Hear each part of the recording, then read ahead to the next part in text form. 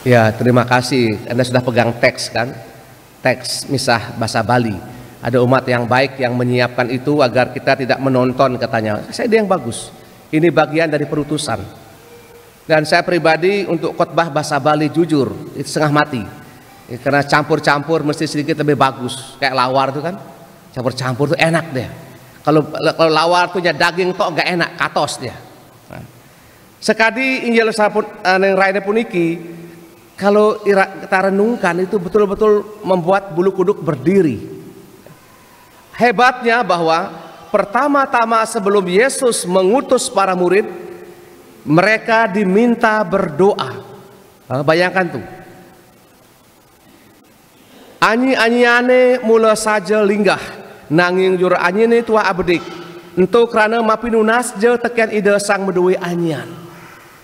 Ini kerap lagi dikaitkan dengan panggilan. Panggilan sebagai panggilan khusus, sebagai imam, bruder dan suster. Dan panggilan itu begitu tidak gampang karena ibaratnya mereka yang dipanggil khusus itu diutus seperti anak domba ke tengah-tengah serigala. Itu sangat tidak mungkin si anak domba selamat. Jangankan anaknya, yang jantan pun akan tidak selamat. Karena akan dimakan oleh serigala dan dirabik dan hancur. Dan keselamatan bagi para utusan pertama-tama ia harus dekat dan berpegang pada perintah sang guru, perintah Yesus. Misalnya jangan bangun pagi, rayakan misa, itu misalnya begitu. Sama dengan di seminari, kenapa kita bangun jam 4.15 atau jam 4 pagi? Untuk membiasakan agar bangun pagi adalah rahmat. Dan ada banyak teman-teman kami para imam mungkin ya, atau yang lain juga tidak bisa bangun pagi. Dan ini ternyata susah juga karena ini, mengapa dalam pendidikan seminari itu lama itu untuk membiasakan yang baik-baik itu. Meskipun lama demikian, toh juga Tuhan mengatakan banyak yang dipanggil, sedikit yang dipilih. Bagaimana agar utusan ini, tugas Yesus ini, kita sekalian yang diutus ini bisa selamat dan kemudian kita bisa mewartakan Yesus yang kita imani?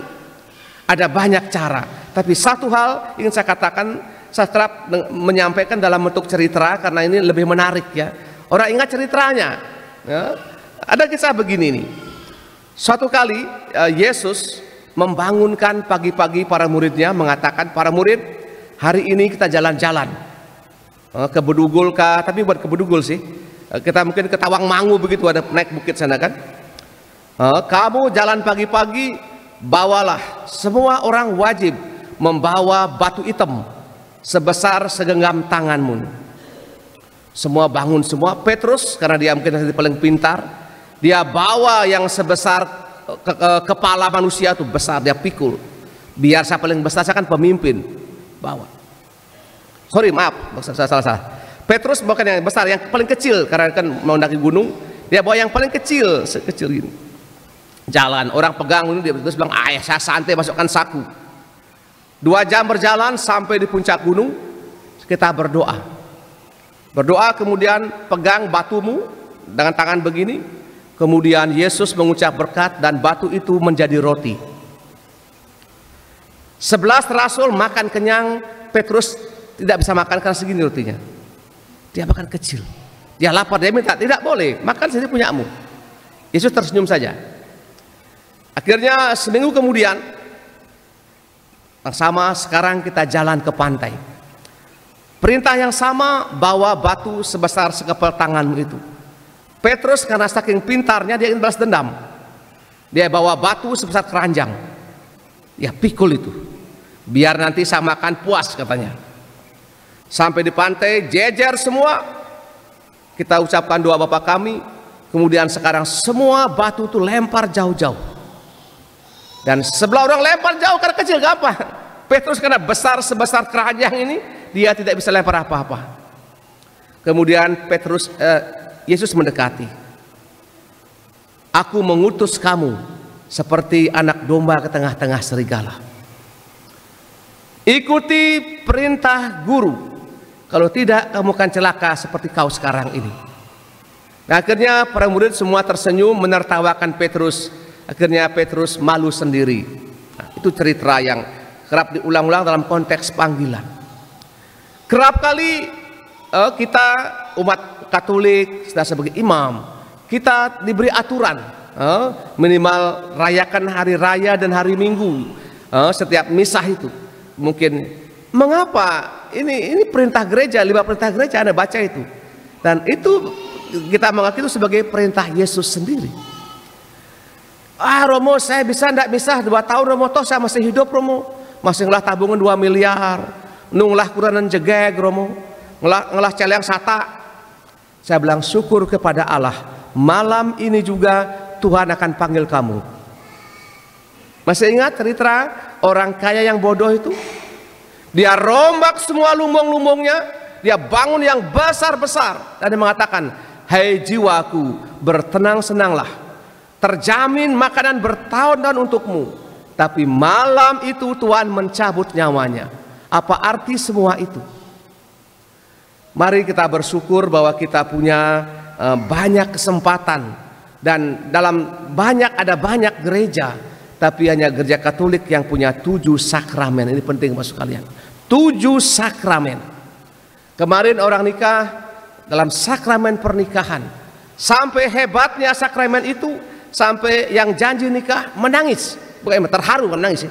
Menangis kan beda.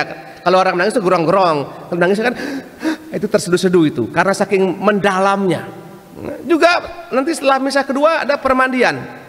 Sakramen permandian. Apa artinya permandian? Sakramen di mana anak dipersembahkan pada kuasa Allah, sehingga anak diberikan nama permandian sebagai pelindung kekuatan untuk meneruskan perutusan ke tengah-tengah serigala ini. Semoga nanti menjelang Krisma saya juga minta kur yang baru sedikit, kur paroki begitu kah? Saya ingin masing-masing lingkungan nanti saya akan pilih sendiri siapa yang sopran, siapa yang alto, siapa yang tenor.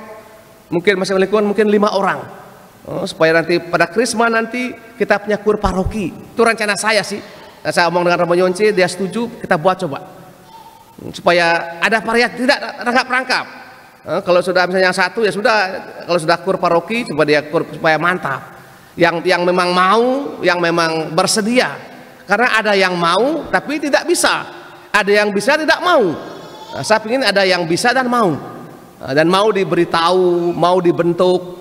Karena kur itu yang saya tidak tahu bisa menyanyi, tapi bisa mempelajari teknik vokal suara, cara pegang mazmur, cara membaca, cara berdiri, cara dirigen. Ya, karena kami mungkin 2 semester begitu saya lulus, tapi ya pas-pasan lulus saya musik liturgi itu ya, caranya dirigen bagi supaya orang tuh senang ya. Kalau dirigannya tidak mantap nih, orang bagaimana? Dan juga bukan overacting, tidak bisa juga karena mesti menarik ya. Sehingga dengan demikian mudah-mudahan nanti mudah-mudahan bulan Juli, Agustus kita sudah mulai latihan, Agustus lah begitu.